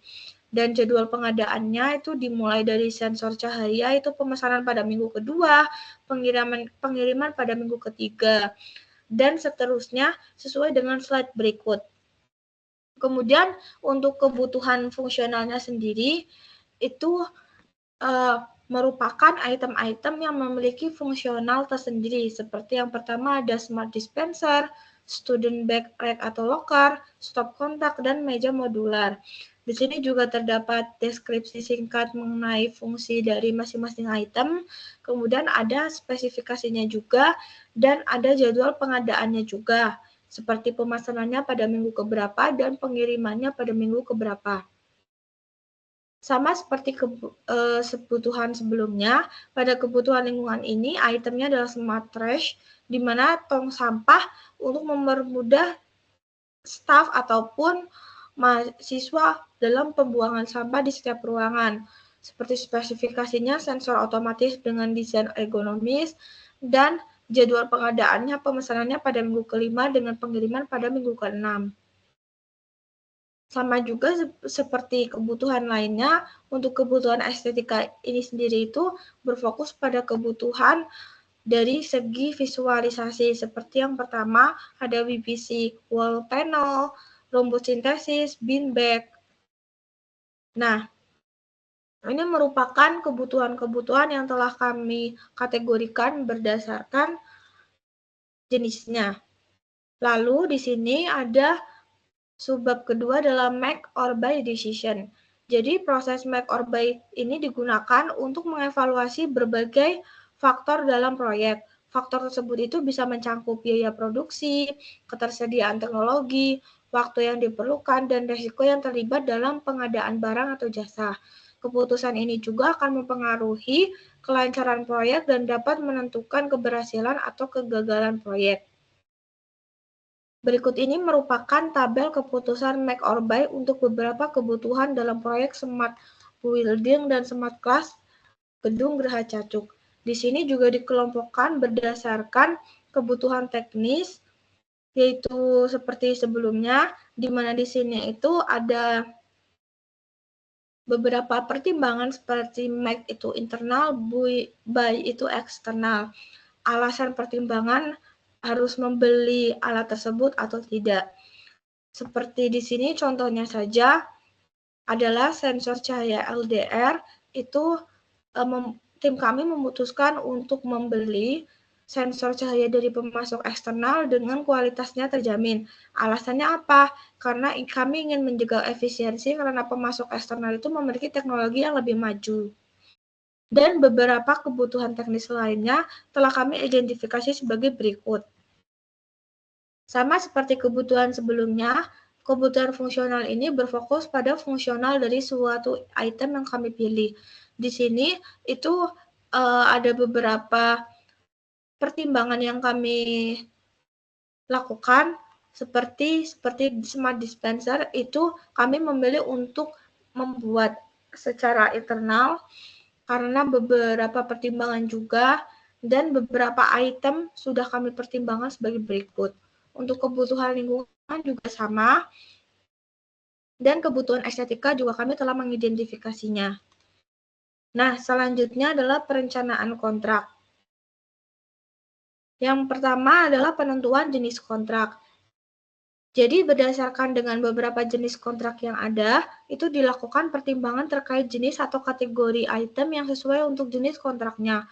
Untuk pengadaan barang standar dengan spesifikasi yang jelas, seperti sensor cahaya dan smart clock, fixed price kontrak itu adalah pilihan terbaik karena memberikan kepastian biaya sejak awal dan memudahkan pengelolaan anggaran ke depannya.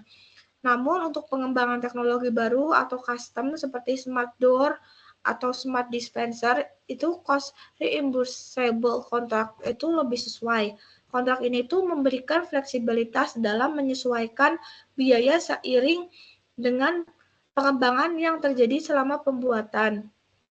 Selanjutnya, untuk instalasi atau penggunaan layanan, itu time and material contract itu tepat untuk digunakan, dan karena jenis ini tuh memungkinkan penyesuaian biaya berdasarkan waktu yang dihabiskan dan bahan yang digunakan dalam memberikan fleksibilitas dalam penjadwalan dan penganggaran.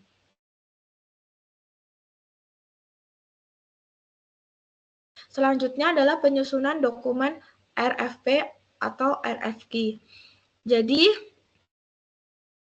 RFP atau Request for Proposal dan RFQ atau Request for Quotation untuk proyek Smart Building dan Smart Classroom ini tuh bertujuan mendapatkan penawaran terbaik dari penjual maupun vendor yang potensial. Nah, RFP dibuat untuk digunakan sebagai pendekatan kreatif atau solusi yang lebih kompleks terhadap barang atau jasa yang dibutuhkan. Contohnya seperti pengajuan pembuatan smart door, smart dispenser, dan lainnya. Dokumen ini tuh berisi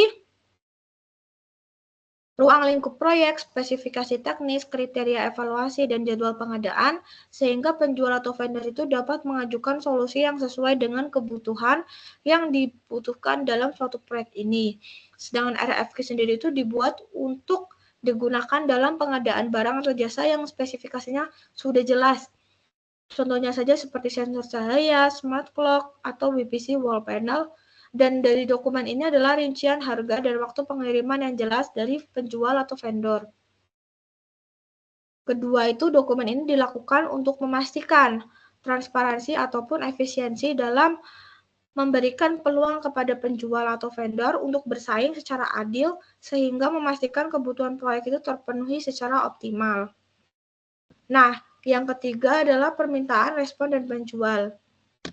Dengan subbab yang pertama adalah penentuan kriteria evaluasi penjual. Evaluasi penjual itu dibutuhkan untuk memastikan bahwa pemasok yang dipilih itu memenuhi seluruh kriteria proyek ini. Beberapa kriteria evaluasinya itu adalah yang pertama adalah kualitas produk yang harus sesuai dengan standar kualitas yang sudah ditetapkan sebelumnya seperti ISO, kemudian spesifik sertifikasinya, kemudian kualitas barang maupun jasa yang ditawarkan itu harus memiliki kualitas yang baik dari segi daya tahan, kinerja, maupun kesesuaian dengan penggunaannya. Kemudian yang kedua adalah harga dengan menganalisis harga dan melakukan perbandingan dengan harga pasar, menghitung dan memeriksa biaya total yang dikeluarkan, baik harga awal, biaya pengiriman, instalasi, dan perawatan berkepanjangan, dan pengalaman serta reputasi. Ini tuh pengalaman perlu dinilai untuk beberapa pemasok yang menangani hal yang cukup krusial, seperti pemasangan instalasi listrik dan teknologi cerdas. Yang keempat adalah memilih penjual.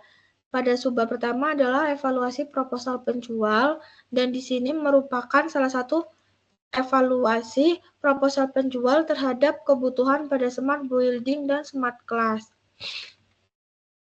Bisa dilihat pada tabel berikut, itu kriterianya seperti technical approach, management approach, PES, performance price, dan total skornya dari masing-masing PT. Di sini kami telah mengidentifikasi seperti rating dan skornya. Lalu pada subbab kedua adalah pemilihan penjual dan negosiasi kontrak, di mana dari tabel 41 ini itu didapatkan skor untuk PT Smart Device mendapatkan nilai tertinggi yaitu sebanyak 90,5, di mana berdasarkan beberapa kriteria penilaian yang sudah dilakukan itu, PT yang pertama adalah Textile Build dan PT Karya Tangguh itu mendapatkan beberapa kriteria penilaian dengan skor yang kurang baik dan cukup untuk dijadikan pertimbangan. Dengan ini keputusan pemilihan penjual jatuh kepada PT Smart Device, dan setelah menentukan penjual mana yang digunakan, dilakukan tahap negosiasi kontrak. Hasil negosiasi ini tuh akan menghasilkan kesepakatan mengenai ruang lingkup pekerjaan, jadwal pelaksanaan, dan harga akhir proyek yang lebih terperinci. Didapatkan keputusan akhir bahwa PT Smart Device akan mengirimkan kebutuhan baik bahan baku terkait pembuatan smart building dan smart class pada minggu ketiga, sedangkan untuk pembangunan smart class akan mulai dikirimkan pada minggu kelima. Durasi garansi dengan seluruh barang yang didapatkan melalui PT Smart Device dapat diklaim pada jangka waktu 2 tahun, dan apabila terjadi perselisihan maka akan dilakukan tahap mediasi terlebih dahulu. Selanjutnya adalah mengatur kontrak. Jadi setelah melakukan evaluasi proposal yang diajukan oleh beberapa penjual vendor, tahap ini itu adalah penyusunan dan finansial kontrak. Jadi Telkom University itu kan sebagai pemilik proyek Smart Building dan Smart Classroom. Nah, ini tuh perlu memastikan bahwa semua persyaratan itu telah disepakati dengan vendor, tercantum dengan jelas dalam kontrak. Hal ini tuh mencangkup detail tentang ruang lingkup pekerjaan, jadwal pelaksanaan, biaya, serta ketentuan pembayaran yang harus diikuti sepanjang pelaksanaan proyek.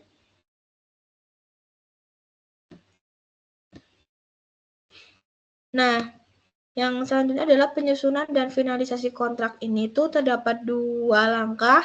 Yang pertama yaitu penyusunan draft kontrak, dan yang kedua adalah persetujuan kontrak.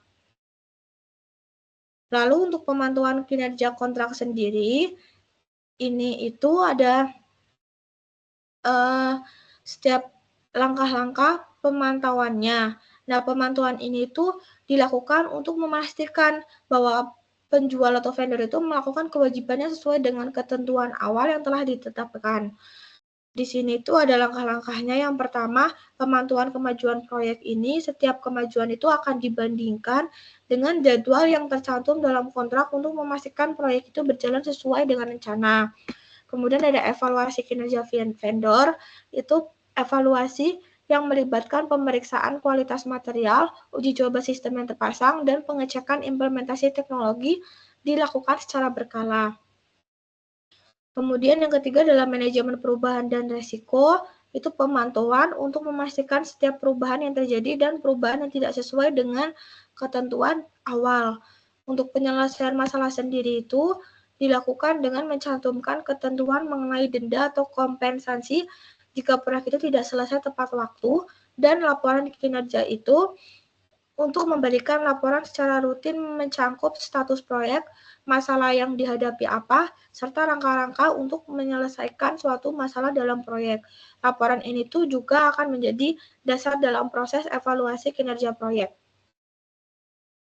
Yang keenam adalah penutup kontrak. Menutup kontrak dengan subbabnya adalah verifikasi pemenuhan kewajiban.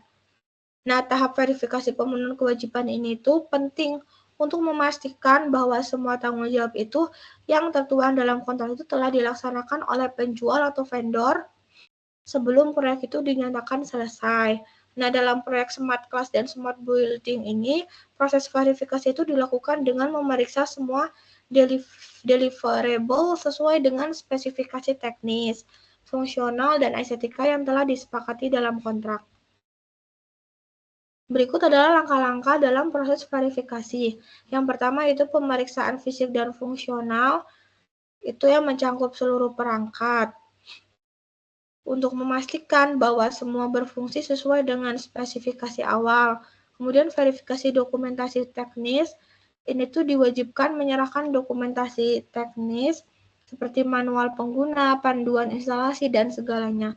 Kemudian untuk pemeriksaan akhir oleh tim proyek ini tuh, yaitu PT Karsa Ruang itu akan melakukan tes akhir bersama pihak Telkom University, bisa disebut sebagai testing, ketika proyek ini sudah selesai.